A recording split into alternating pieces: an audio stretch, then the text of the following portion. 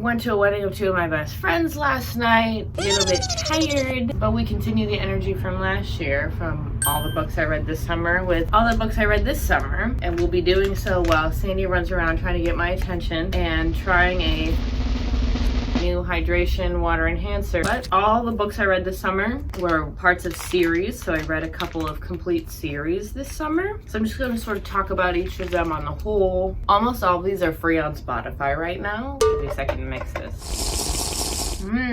Sweaty. I think the first series I want to talk about is the Princess Diaries. 2 is not free on Spotify, but I read books 1, 3, 4, and 5 because they're super quick listens. I bet even quicker physical reads. The first Princess Diaries book, I did not remember at all. I think the only detail I remembered from when I originally read these in the 4th grade was that her dad isn't dead. And I suppose at the ripe age of 9.5, I did not understand, not all the books, just the first one. It's a biting satire of New York, rich New Yorkers, the rich in general, elites and monarchies, teenagers, and of teenage girls. Anything that was in this book being portrayed was also being mocked. And listening to the book upset me. It really did. I wonder what the inspiration for Meg Cabot was that she wrote this first book. And then I just have to imagine the absurd commercial success of this book led to, no, these are going to be serious diaries. They're going to be good, like they're going to be real. They're going to be like loving towards Mia because like she is the object of ridicule in the first book. And that is definitely not the case in books 3, 4, and 5. And there are 9 books in the series, if my memory is correct. I took a pause after the 5th one. And what I found just so enchanting and cool about the other ones is that this is when it really starts becoming like a collection for her diaries. Because it's a diary style book. In the first one, that's pretty absent. But in the other ones, there's the instant messages and emails that she and her friends send to each other, the notes they pass in class, these lists that they make together, and there's these way richer like references to teen culture at the time, like Buffy, Charmed, and Baywatch. Mia Thermopolis loves Baywatch, and it's very funny and very cool. It was just an insight of me being too young for these books that came out at that time for this culture. The first one was emotionally not fun for a read, but the other ones I really liked, so I do recommend it. Oh, well, actually, one other thing I will say about Mia is the things that, like, continue to be about Mia that are, like, a mocking thing about how she feels about the environment and vegetarianism and things she, like, dreams about. Like, she's really obsessed with Iceland. I'm like, that's a real teenage girl right there and a teenage girl with the right priorities. Me, as a 30-year-old woman, could not be more proud of Mia. She was ahead of the curve. And then we'll move on to A Court of Thorns and Roses series. In this series, there are 5 books. Book number 4, Court of Frost and Starlight, is like not really a real book in the series. It is like a Hallmark Christmas special that takes place in this world. And there's like maybe one nugget of facts that happens in this book that's like relevant to the greater story at large. But these are somewhat of a very popular series right now. And what I've learned talking to one of my best friends who loves the world of Sarah J Maas, this author, apparently, and I could be wrong about this, I could be misremembering what she said. A Court of Thorns and Roses was when Sarah J Maas was still considered a young adult author and was desperate to get out of the young adult world. She wanted to be writing adult books. And so this series helped her be able to bridge and branch out because of her first series, Throne of Glass, which I have not read, but I'm considering it. And I bring that up because these books are a fantasy book. I'll say I like the fantasy world. I love a fantasy world. Like I love, there's not time for me to talk about Narnia ever. I have way too many thoughts on that. Narnia as a world I find very interesting. The following Thursday, I think the books are not always amazing. And I'll say that's a similar feeling about these books for the Court of Thorns and Roses books. And that seems to be on the whole everything that everyone else I know that's reading these books feels as well. It's either like the story's intriguing or they really love the story, but the book is not necessarily like written with the richest text despite all these passages where she deeply describes every piece of furniture in the room. The books as a series definitely get better. The first one is fine. It's intriguing. It's a Beauty and the Beast style narrative. And when the ordeal begins, starts to get real good. Starts to get real interesting. And that, I'll say, is the moment when the series begins. And the series as a whole, I think, is very interesting. Oh, the other thing that's important to say about these books is there are romantic and sexual scenes in these books. And as you continue to read them, the scenes get much more graphic. And the 5th book, A Court of Silver Flames, is not a young adult book. It is an adult novel. After I'd say like the 4th, 5th, or 6th sex scene in that book, once those scenes started, I would just sort of skim to see where they ended. Because I was like, well, now I know that the sex scenes have nothing to do with the plot. I'm going to be skipping over them. I get it, Sarah. I don't want to keep reading all that. 1 or 2 for a book, I'm like, this can be juicy and fun and cool. There are probably 11 in that last book. And some of them are like 2.5, 3 pages long. I'm cool. I'm okay. I got it. They are long books. They are really long, except for A Court of Frost and Starlight. That's like 200 pages, and again, not like a real book. A lot of that was not dissolved at the bottom of the cup.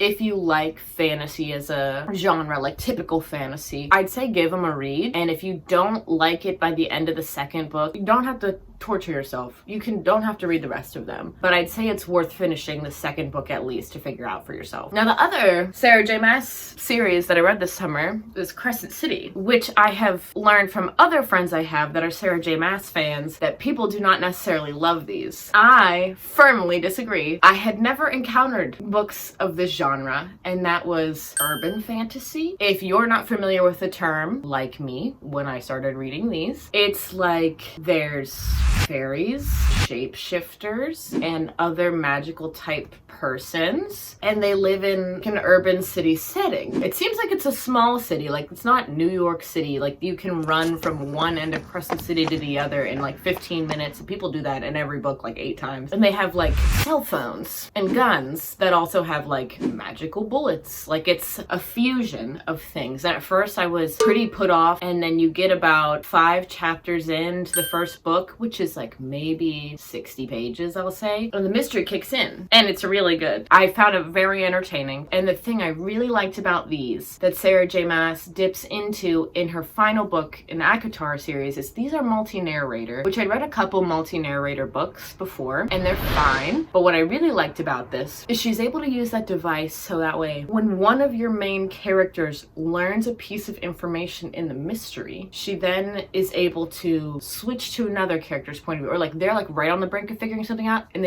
she switches to another part of the story, some other character, and it really helps to keep you on your toes and develop the world and develop the characters, and it was really cool. I'm currently halfway through the 3rd one right now. It's so good. The first one, really loved a lot. There was one moment in it that I was like, this is lame. And I kept reading anyways because my best friend, Hannah, she was like, no. I was like, okay, Hannah loves it. I'm gonna keep reading it. She's absolutely correct. Another warning about these books, similar to the ACOTAR books, is these are adult novels by Sarah J Maas. So they are very graphic, and granted, I have not finished the 3rd one, but there are not as many sex scenes. If you aren't comfortable with that, like they're still in this book. It's an adult fantasy novel, okay? But there's not as many. I was able to get through those scenes. There are times where I did cringe reading them, but there were other times where I was intrigued that I did not experience the same way in the ACOTAR books. And yeah, really cool world. Can't get enough. My choices were to record this video today or keep reading Crescent City.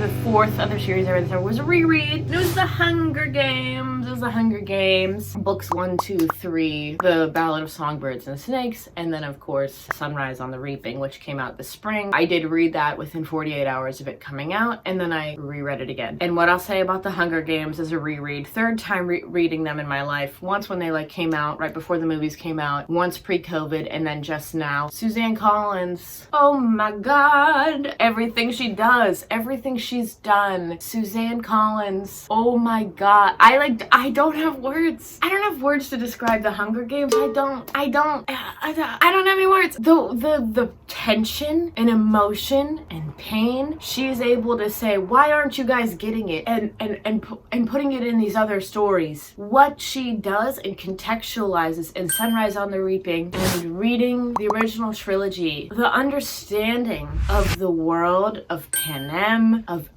everyone in Katniss's life, of all the history before her leading up to those moments is incredible, amazing, stunning. What's that Lady Gaga meme that's like, amazing, stupendous, never been done before, totally unique, eat it, blah, blah, blah.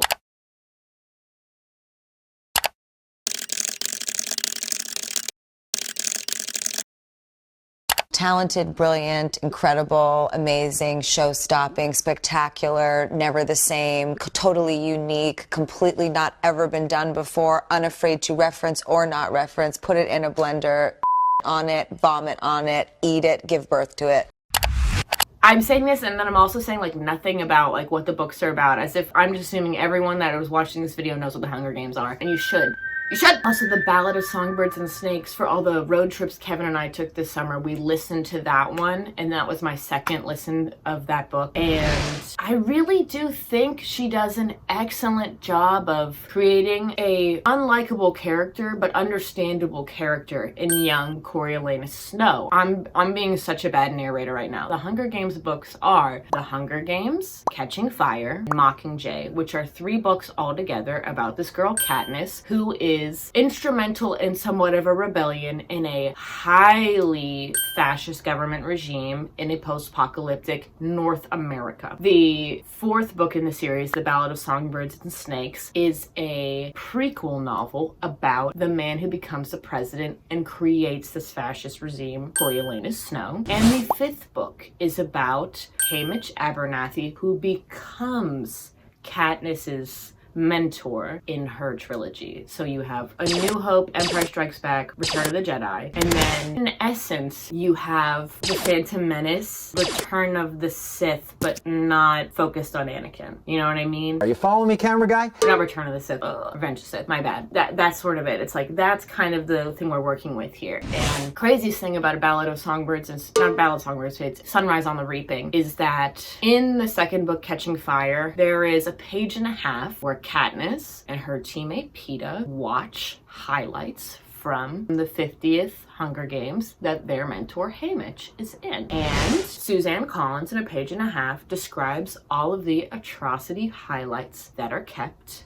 through the year. Reading that passage was one thing the first time. Even knowing every single detail in Sunrise on the Reaping was guttural pain, crying every single page, being like, please don't know, oh my god, the pain, the hurt, the everything of just knowing every step of the way that Haymitch is trying, he fails at this rebellion. And you know that because he is alive in the Hunger Games. And this is not a spoiler, and that's the craziest part. Her mind, Suzanne, please write another book. I know that's not the point of them, but please write another book. Holy mother, I have to stop. I have to stop talking about the Hunger Games. There's one last thing to talk about tonight. Today, Junior?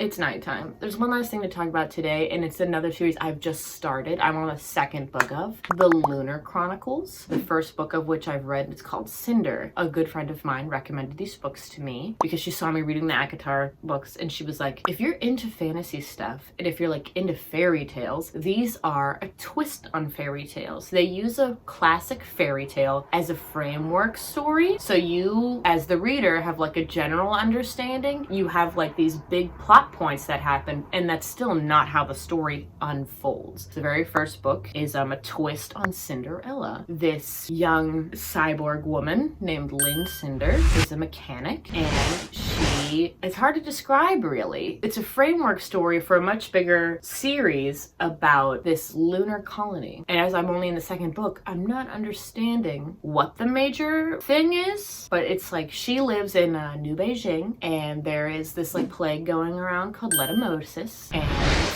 she gets a request from the prince to fix an android, because that's what she does. And he wants to go to the best mechanic, and he's like, people are saying you are actually the best mechanic in New Beijing. Trouble ensues. You know, she has a stepmother that absolutely despises her ass. She has stepsisters, one of whom is very cute and fun, one of whom is an ugly and prince, there are other players at bay. It is a very interesting retelling, very cool tension, intrigue, and suspense, while still also somehow maintaining the underlying story of like a love story between Cinderella and a prince. I really liked it. When the ending came and I was like, oh my god, it's almost over, but how is that possible? I was gagged. And then I was like, well, I guess I'm gonna have, excuse you. Oh, someone's yelling out there.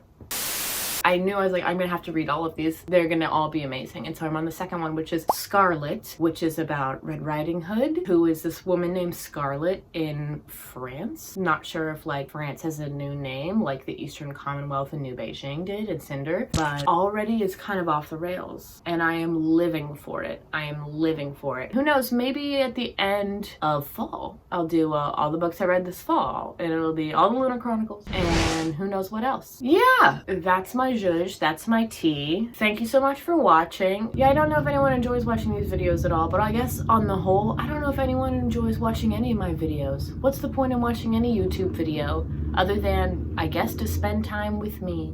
And I know my mom does. Hey! If you did watch to the end, thank you so much for watching. And if you've read any of these books, comment below if you agreed with me or disagreed. The more disagreements, the better. If you have other books to recommend to me, I would like that too, because now you know what I like and what I think is cool and what I think is not so cool. Please subscribe, simply because I would like that. Bye!